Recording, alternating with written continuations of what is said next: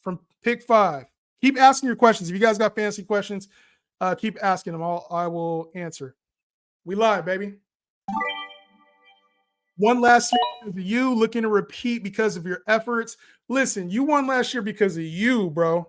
Because of you and you only. You got to set your lineup. You got to make the ad drops. You know your league. You got to trade. You got to draft. I'm just here to help get you some advice. So I appreciate you showing love, but that's your win. I'm never going to take your win from you, man. Nationals or Mets? I don't got a pick. I'm not a baseball guy, but I'm just going to say Mets just because, if you're just looking for an answer. How to join the next mock draft sub on Mondays. Mondays, it'll be a random time. I don't have a decked in schedule yet. I'm trying to lock in everything, but I don't have a set schedule right now. Mondays, we'll be mock drafting those. So just get in here early. The link will be in the chat. Make sure you sub if you're trying to join. I think you're already sub. I joined new draft. Let's go, baby. I didn't know Rice off-field issues. Yes. So Rashee Rice, he got into some trouble this offseason, got in a hit and run where he was doing like 120 or something, and then had another incident at a nightclub. So could potentially be suspended to start the year. Thanks, bro. Got you, Camel. Whose team was your favorite? The team that had Cooper Kupp, Amon-Ra St. Brown, etc. Let me turn these sounds off too, because I know these are probably annoying as hell. We back. Hell yeah, we back. We already back. Deontay or Kirk? Let me get to that one in a second. Let's go St. Brown here. Pick 5, I took St. Brown with my 5th pick. So went Tyreek Hill, Christian McCaffrey, CeeDee Lamb, Justin Jefferson. I took St. Brown. Deontay or Kirk this year? Deontay Johnson or Kirk? Give me Christian Kirk all day. Bounce back from Kupp? Yes. Kupp will bounce back in a major way this season. I don't think he's like top 10 receiver, but he damn sure is. He's going outside like the top 20 right now, bro, which is insane. What should I do with Aaron Jones in Dynasty? You got Kamara, Zamir White. Trade him to a contender. Because if you got Kamara, Zamir White, Rachaad White, you're good for the next 2-3 years. You're good. Hold or sell Kamara in Dynasty. If you're a contender, just hold him. He should be a top 10 back at minimum this year. At minimum, a top 10 back. At minimum, Kamara should be a top 10 back this year. All right, TikTok. Hey, if you're having fun here, head over to the YouTube page. Join me on there. Justin Henry Show. I'm going to finish the mock draft on there. Go over and rank the teams. If you want to finish watching, head over there. Otherwise, I'll see you on the next one. Peace out. Quorum eats into Kyrie's production. Yes, I answered that one. I think Quorum eats into the production. Yes, sir.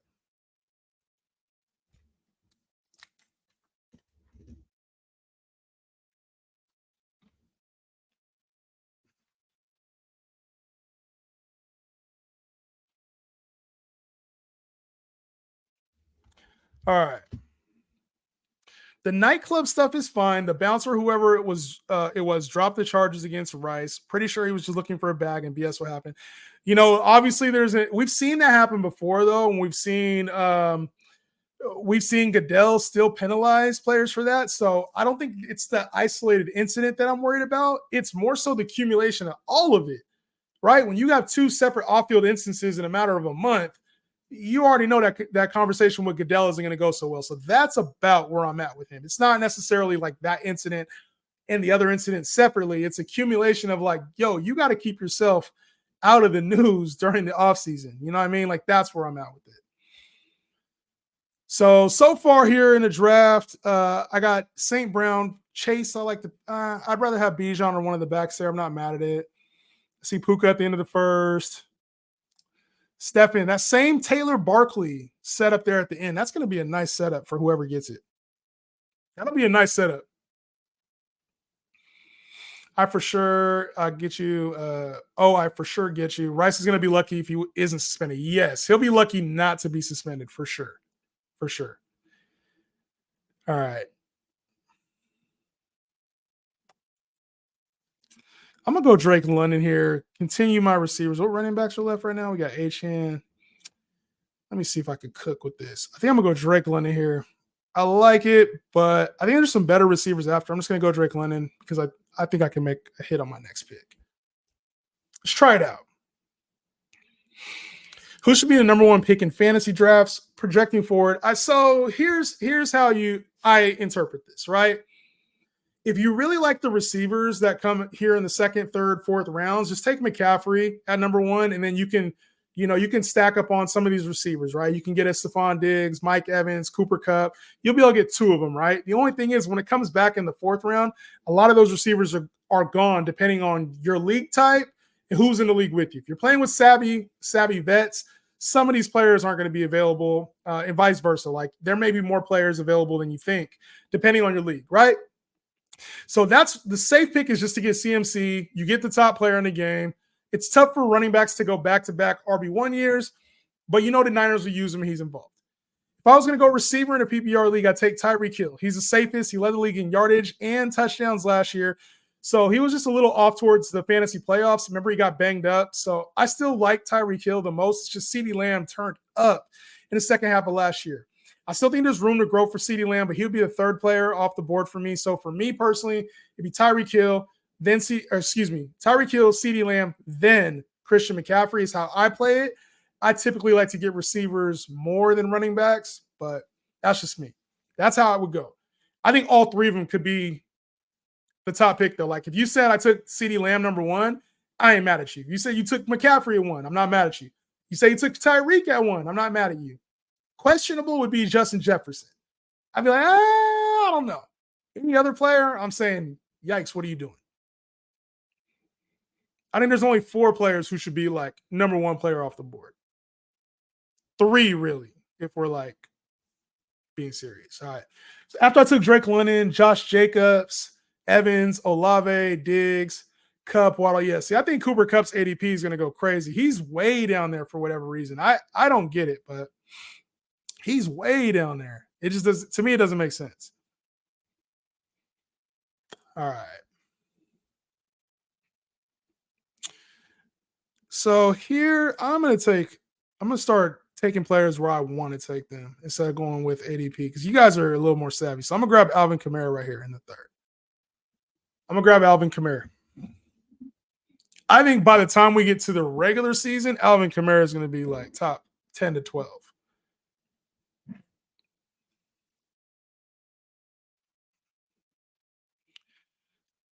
So I think it's time. Like I don't know, this ADP is terrible to me.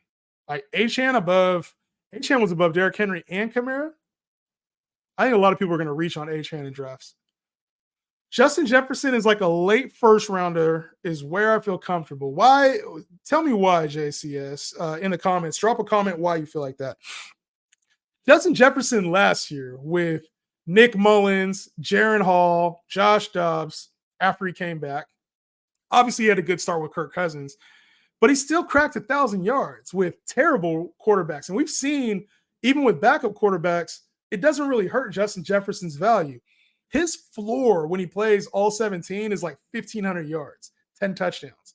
Maybe not the 10 touchdowns, but like 8 touchdowns, right? 1,500 yards for sure is like his floor, even with bad quarterback play. How is that late first rounder to you? Like that's the ceiling for Puka Nacua, for A.J. Brown, for any of the other, top receivers, Garrett Wilson. Like 1,500 is the ceiling. That's Justin Jefferson's floor. Like, that's a beautiful floor to have. It kind of reminds me of like Amon-Ra St. Brown. Like that's his floor is like 1,500 yards. So I'd be curious to think why you think late first rounder for Jettas when to me he's at least in the top 5 conversation. I'd be curious to know your opinion on that. Like I said, that's no hate. That's just me. What helps me out is getting a better understanding of like how people are drafting or why, because maybe I'm missing on something, especially early this offseason. I don't think I'm missing nothing with this one. Sam Darnold's the quarterback. I really like where Justin Jefferson's at, but maybe I'm missing something, Maybe I'm missing something. And y'all feel the same way? Let me know if y'all feel the same way about Jettas or how y'all feel about Jettas.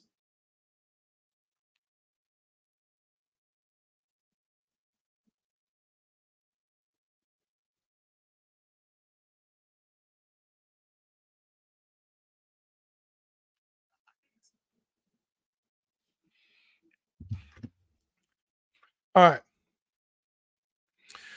What are your thoughts on fantasy baseball? Do you feel it's more skillful than football? So, yeah, I like fantasy baseball. It takes a lot out of you if you do daily leagues, right? I did fantasy baseball for years. I was like back-to-back champion, and then I stopped playing fantasy baseball in 2017. It's just too much for me personally. But I think it rewards people who know like the younger players that are coming out, trends, especially like, some players are hot at the beginning of the season. Some players are second half players. I think it's a more skillful game, whereas fantasy football, there's a little bit more of a luck factor involved. I still think it's a skillful game, but there's slightly more luck in fantasy football, I would say. I put him in the 105, talking about Jefferson, 105 to 108 range. Yeah, see, like, who are you taking over him? So that means you're for Hill, McCaffrey, Lamb, and then either Chase or St. Brown? Or are you taking one of the running backs over him? I just think like I said, the floor for Jettas is super high. Like, here, let me pull this up. So last year Jettas finishes the wide receiver 33. He was the wide receiver 6 his rookie year. He was wide receiver 4 his second year, and the wide receiver 1, obviously, in 2020. And then last season, like I said, mediocre play. He only played in 10 games last year, 68 catches, 1,074 yards, and 5 touchdowns. So you give him an extra 7 games, even with backup quarterbacks, he's looking at like 100 yards. Like, even last year with backup quarterbacks, he came in 18 points, 16 points, 18 points, 20 points, and 19 points. Like, or do I have that backwards? That was his projection. No. What did he finish with? I can't tell what he finished with. I can't see what he finished with. But you see 192 yards in the last game, 141 in the TD, 7. The targets were still all there, right? Like, I'm not really worried about Jettas. Put it that way. My turn, I'm assuming. We're in the 4th round.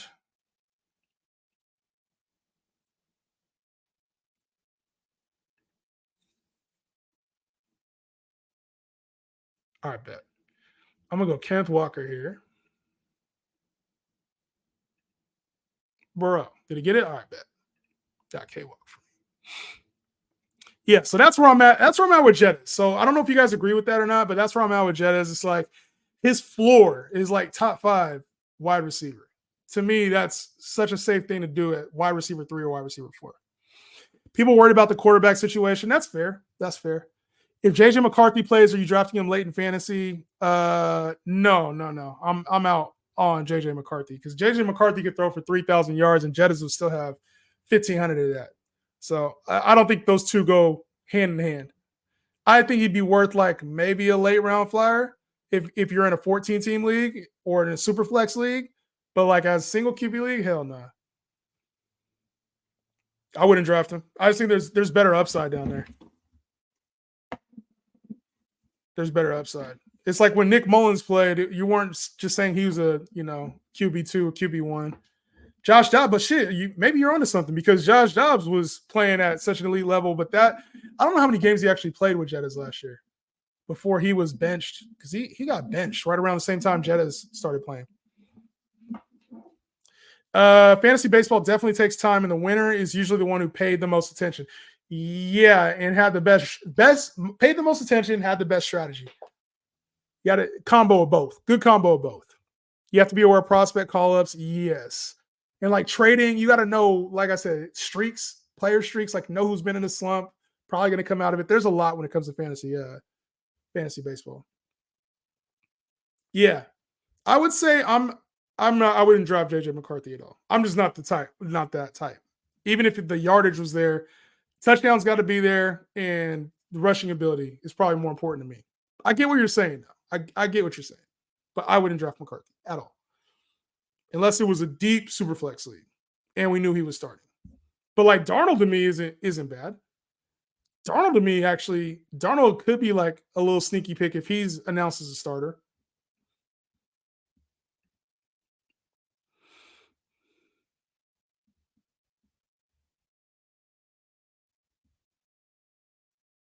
Y'all are in here snagging picks, bro.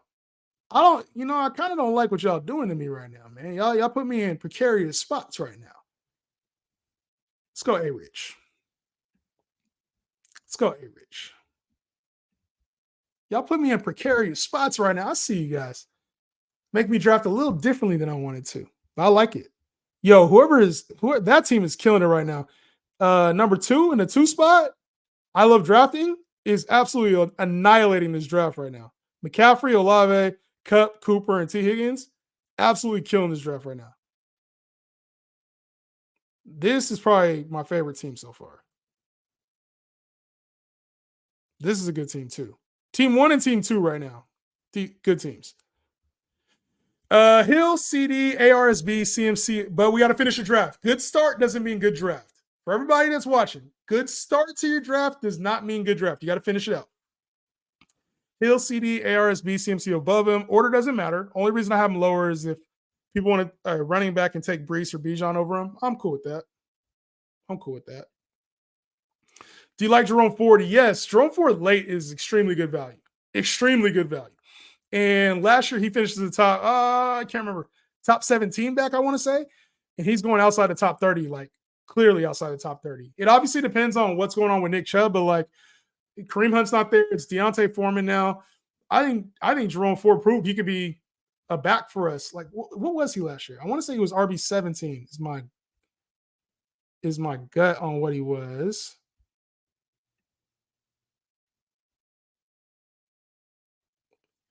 And where's he at on here? Bro, he's RB 30. This is crazy. Yeah, he was RB 19 last season. RB 19 last season. 16 it says on here. So it depends on. Oh, they're probably counting. This is probably with the week 18. This is through 17 games. So after fantasy season ended, he was the RB 16. So that lets you know. Really good value on Jerome Ford, in my opinion.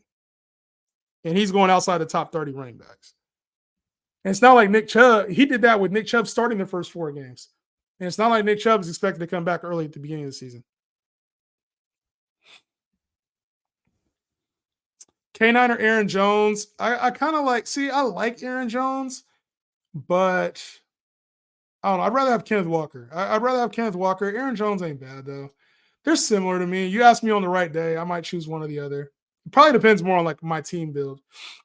I think if I was looking for a little bit more upside, I would take Kenneth Walker. If at the point I drafted my team and I was looking for a little bit more safety, I'd take Aaron Jones. Similar tier to me, though. I like them both for different reasons. And that's another thing. If you're here for the first time, I'm a tiers person more so than like a rankings person.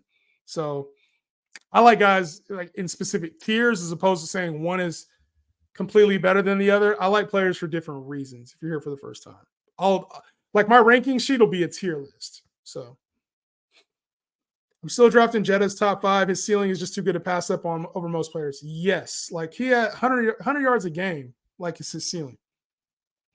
You like T. Higgins where he's going at? Yeah, I like T. Higgins' draft spot right now, especially like round 5, round 6, going outside the top 25 receivers, top 20 receivers. Personally, I'm taking JJ over St. Brown and Chase, but I do have a hard time taking JJ over Bijan or Brees. There's nothing wrong with that. In your PPR leagues, that's where it's going to become, a question is in your PPR leagues, where are you taking Jettas? In your standard leagues, I think you absolutely go with those running backs over him.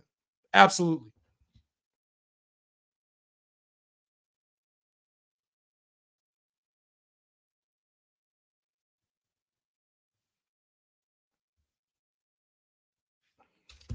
Absolutely do. How worried should we be about CMC's crazy usage and how risky is he first overall? I think every player has the same injury risk, whether they have high usage or not. So I I don't really mind it in this Niners offense. They get him out in space a lot too, so he's not taking a lot of like hard hits. But to me, CMC he's gold, bro. He's gold. I think you do have to have some concerns. He's been injured in the past, but he's taken care of his body over the last 2 years. So whatever they're doing with him in San Francisco is working because he's staying healthy.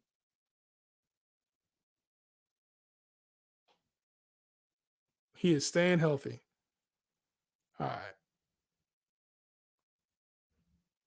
I'm gonna grab Terry McLaurin right here. He's my wide receiver 3, right?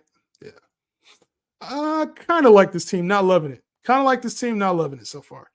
Do we really think drafting McBride at his draft price is worth it? This is Ashton, this is a really good question. I'm glad you asked this question. I'm very glad you asked this question. Kelsey and Andrews are a lot safer and have the same upside. I think they are a solid tier higher. So part of that, I disagree with you on. I don't think Kelsey and Andrews are a solid tier higher because Trey McBride proved he could be the tight end 1 any given week, right? He proved that. but is he worth it at his draft price? Now, Trey McBride went as a 4th-round pick here. That's right around Kelsey, right around Laporta, Andrews. They're all within 15 picks of each other here, or 20 picks of each other, let's say, right? So I don't think it's like this big disparity between them, but I do think that there's tight ends way later in the draft that you can grab. Like David Njoku, I talked about it earlier. David Njoku was the leading receiver after week 10. He was the leading receiver yardage wise after week 10. David Njoku's available. Evan Ingram's available. We haven't talked about Kyle Pitts, Dalton Kincaid. They go after him. Like you can get good. Dallas Goedert, who's normally been a pretty big fixture in like the top 5 to 6 tight ends, goes after him. George Kittle hasn't gone off the board yet. Like the only thing I see with drafting tight ends super early this year is that there's a lot of comparable tight ends right after. So that's where I'm at with the tight ends, man. That's it. It's not like y'all know I like Trey McBride, but I love value over everything. And I feel like the early tight ends this year, 3rd, 4th round, is just compared to what else is available later. I don't really see the value there. Great question. And I like McBride a lot. I think he has tight end 1 potential. Value, though. Do you like Amari Cooper's value? Yeah. I thought he was better than he was last year. He was like the wide receiver 20 something last year. I thought he was way better. So I think in the 4th, 5th round, that's about where he should go. Don't love the value. Don't love the value.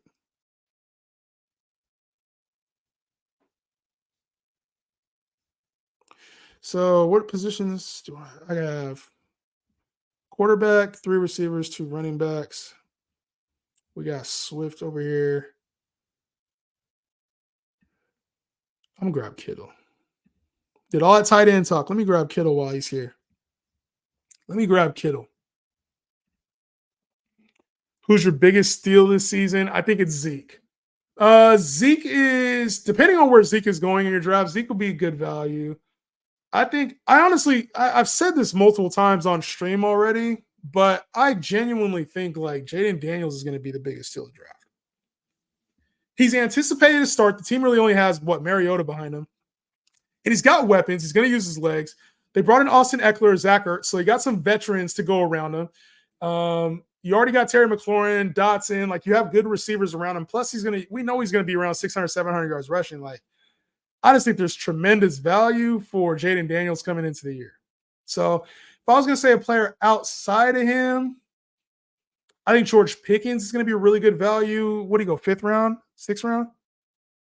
George Pickens went – George Pickens went 5th round. I think George Pickens will be somewhere in the top 15 when it's all said and done.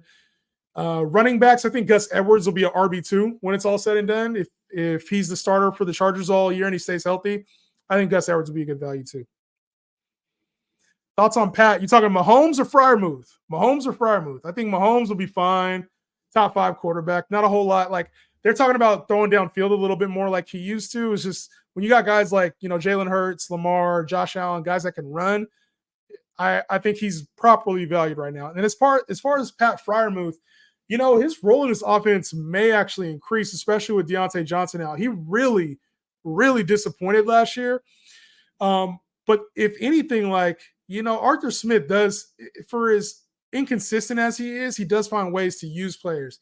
And I can see Pat Freiermuth having a decent role on the team. So I'm not I got to go get Pat Freiermuth, but he's been a top 8 to 10 tight end normally. And where's he going right now? Outside the top 15 tight ends. So the talent is there. We didn't see the usage last year. He just disappointed, in a major way last year. So I like him as say, I'm in a deeper league and I've just missed out on tight end. But I think for me, I probably would want to wait and see what his role looks like in the offense first. He'd be more of a waiver pickup than somebody I draft as a late round tight end. I'd rather get Luke Musgrave. Traded Nico and Myers for Pittman and Mostert in my dynasty leagues last week. What do you think? Nico and Myers for Pittman and Mostert. 12-team PPR. I think Nico and Pittman are damn near the same thing value-wise. So it really comes down to Mostert and Myers. Obviously, you probably needed a running back. Myers is going to be a good wide receiver 3 flex in 12-team leagues throughout the course of the year. I'd rather have Pittman, especially if A. Rich does take a leap as a passer. It's kind of crowded in Houston. I think Pittman is slightly better value wise than Nico, not a whole lot more. I'd rather have Pittman, and I think Myers for Mostert. I'd rather have Mostert even in Dynasty for the next year or two, especially if I'm trying to win a championship. I'd rather have Pittman and Mostert. So good job. Super Bowl prediction: Chiefs and Lions. Boo. We see Jared Goff get a ring and the city of Detroit fan base go crazy. If I wasn't a Niner fan, maybe I'd rock with you. But these Niners, we do, you know what I'm saying? We take care of these little young ass Lions. We take care of them. That's what we do. You know what I'm saying? We're going to be back in the bowl and we're going to handle these Chiefs next year again. I hope we see the Chiefs again. We're going to beat them this time. Thoughts on D-Hop? Could be a value outside the top 30 receivers. I want to see where his ADP shakes out. But if he's outside the top 30, he's just in a tough spot to draft, right? Because, like, this is also where the running backs go. Like, the Zamir Whites, I wish I'd have seen him. The Zamir Whites, Tony Pollard's, like, this is the last of the, like, good running backs, too. So it's at a weird place to draft. If you've already addressed running back, I think you can get DeAndre Hopkins as, like, a good flex value this year. Especially if Will Levis improves. Mavs or Celtics? I got the Celtics. I talked about that a little earlier on stream. Any NBA props you're looking at for the finals? You know what? I haven't looked at any NBA props. I probably should, though. I probably should. You know what? If I go live again this week, I might go live on Thursday. I was thinking about going live again this week, Wednesday or Thursday. Let me see how the week's looking. I might come back. If I go live again this week, I'll have NBA props for you, all right? So even if you missed the episode, just watch it. I'll try to go on Wednesday. My turn? Yeah, you were talking about Freiermuth? Okay. Ricky Pearsall, Garendo. Let me get to this in a second. I'll talk about my thoughts on the Niners rookies. Damn, Jordan Addison is still here? Deontay. Yeah, I'm taking Addison, bro.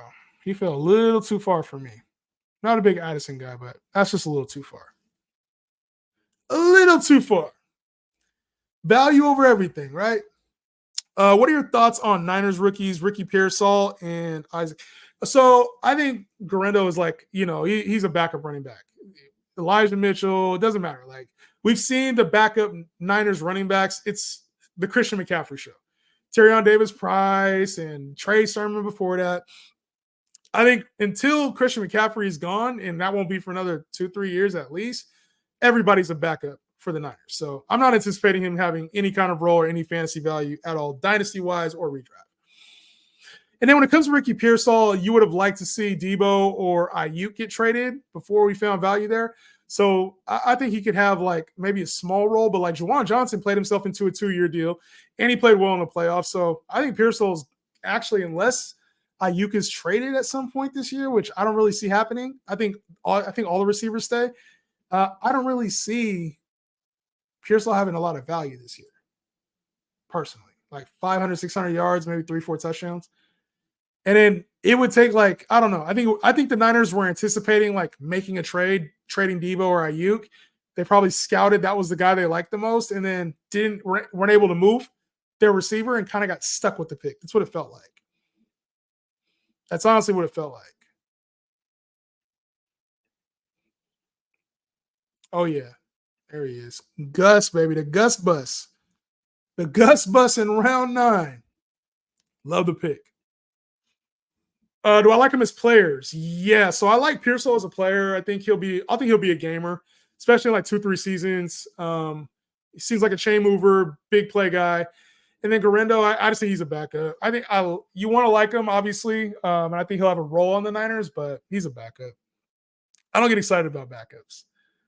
I'm too old. When I was younger, I used to like obscure players, like have affinity for like, random bench players. But as I've gotten older, bruh, give me the stars. Give me the playmakers. Give me the playmakers. And as a Niner fan, obviously, I'm sure Garendo's he'll be fine. But yeah, I'm not the backups. I'm cool with the backups at this age, bro. Too old, bro. But yeah, good question though. And I think for rookies, a lot of times it's tough because instinctively we want to think that we saw the production in college. You could try to anticipate a role on a team, but most of the time, most of these guys are backups unless they're being drafted to a clear starting role. a lot of these guys are going to be, you know, most players that are drafted are backups throughout the league in 2-3 years. Big run on running backs. I saw that, man. It was Trey Benson, Tajay Spears, uh, Eckler, Brian Robinson, Gus Edwards, and then Zeke. And I think that's going to happen a lot in drafts this year. So as you're drafting, notice these trends. Like early on, receivers go. I actually think this year it might be better to do like a reverse. Take one running back early and then just flood with receivers, bro, until like the 6th, 7th round. Because here you're getting like Najee Harris, Javonte Williams, Zamir White, even like a David Montgomery, Swift, Pollard, Stevenson. You're getting kind of good value here in these rounds. So as I'm going through these, I'm trying to go through my process as well. The more mock drafts I do with you guys, it helps me out. But I'm noticing like if you go receiver early, it almost is more beneficial to wait to get a running back down here. Like I'm liking the teams that have one run. Like this team, I loved this team up until the Rice pick. I love this team. I don't love the running backs. But if he would have took like Javonte and Zamir White here, this would have been by far my favorite team. By far. Even like here, if this wasn't Pacheco, if this was like a Joe Mixon instead, and this was like a Godwin or Ridley or somebody else with a little bit more upside than Tank Dell, this would have been a great start in my opinion, like Nakua, Garrett Wilson, Pittman with like a Mixon, and then, like I said, like, Godwin here, Ridley there. I kind of like this setup too. This is good balance. It just doesn't pop off the same as some of these. I think I kind of like one running back in the top 4 picks. One running back in the top 4 picks. And then addressing receiver in the others. I'm starting to kind of get that vibe. Like who would have been his receiver here? Like Amari Cooper here with Jettas, Debo, and Josh Jacobs. I like that. If I would have took a receiver here, like Cooper even instead of Kenneth Walker, and then came back and got like a Mostert later or Najee later, Samir, Javonte, I probably would have liked that a little better. We gonna get this shit right. We gonna get this shit right. Chris Olave is better than Drake London. Are we doing this? We doing this again with Chris Olave? So let me make my pick and then I'll get on my Chris Olave tangent. I like this. I like when we get to talk this shit all the way out. I grabbed Kittle already. Oh, Cortland down here? Let's go. All right. So when it comes to Chris Olave, right? Why do you like him over Drake London? The reason you like Chris Olave is for whatever reason, the metrics like him. He finished as the wide receiver 20. It says 24. No, he finished as the wide receiver 16 last year. Why does it say wide receiver 24? What's up with these rankings on Sleeper right now? He finished as a wide receiver 16 last year, which was a career year for him, right? What's the difference between Chris Olave last year and this year? Tell me. There's no difference. It's literally the same player. And we saw even the jump, like when we knew Michael Thomas was going to be out, the difference from his like rookie year was the receptions, right? He got 15 more receptions. The yardage didn't increase by a whole lot. The touchdowns didn't increase by a whole lot. So what are we really going to get out of Chris Olave? Is he going to get 160 targets this year? It's Derek Carr. Derek Carr throws for the same amount of yards every single season. So he's probably going to be somewhere around this 138, somewhere around 130, 140 targets, probably going to be somewhere around 80 to 90 catches, probably going to be around 1,100 yards, probably going to be around 5 touchdowns. Like, what more are you expecting? Whereas Drake London, we haven't seen him with Kirk yet, right? So you're paying for a little bit of the upside. He was trash. He was trash these first 2 years. But with improved quarterback play with Kirk Cousins on board, shit, we've seen what he did for Jettas. I'm gonna take that. I'm gonna take that upside versus the safety we get with Olave, because it could be a really big season for Drake London. So that's where I'm at with Olave and London. I don't mind you saying that, but I think you're taking the safe thing versus like the major upside, which is Drake London. Money league this year, absolutely a money league this year. There will be a money league. I'm gonna invite some people to some members. We have some members here on the channel and people who are like in the chat a lot. I'm gonna invite you guys to a league first. And then I'll get to everybody else. Rice got auto drafted. I got you. That makes sense. Otherwise, shit. Otherwise, that draft was crazy. You wanted Javante? Yeah, that would have been if you'd have got Javante there. That would have been crazy. That would have been crazy. If you'd had Javante instead, yeah, that team would have been dangerous, bro. Ayuk or Evans this year. I think Ayuk is safer. I think Evans offers a little bit more upside. Similar tier to me though. They're in that same like high end wide receiver 2 tier. I probably would take Evans for the touchdown upside. All right, last pick.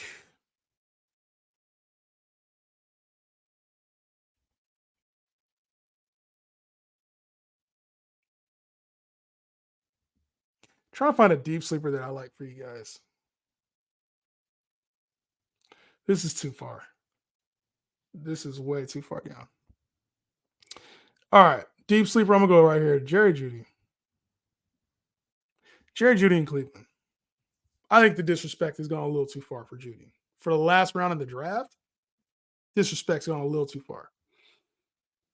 What are the Falcons doing drafting Michael Penix 8th overall and Cousins, respectively, coming on the older side with tampering and then London never having 1,000? Oh, okay.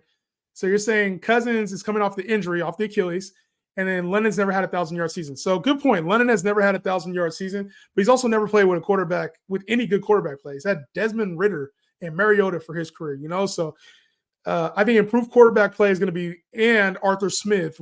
We all know you played fantasy, so Arthur Smith experience obviously is something else too. But as far as London, like I don't think never having 1,000 yards is the game breaker for him. I think playing with competent quarterback play is. And then I don't know what they were doing drafting Penix. Obviously, they're setting up for another 2 years down the road, but that was kind of for me, the 8th pick overall. Like they probably could have traded back and got him. That was kind of a surprise. T or Amari Cooper. I think Cooper is safer. T has more upside, but is a lot riskier. A lot riskier. Similar tier to me, though, back in wide receiver 2. I don't think you can go wrong with either. I think Cooper is much safer. Ayuk over Debo? I don't mind that. I don't mind Ayuk over Debo. I don't. Debo had a really strong fantasy finish last year. If you guys look, I think I posted a question about it. Debo had a top 5 finish of the season last year. After week 9, Debo was a top 5 receiver on a per game basis. So be careful with just leaving out Debo. All right. Yo, look, I'm not gonna rate these ones. I gotta get out of here, but I appreciate the time. Until the next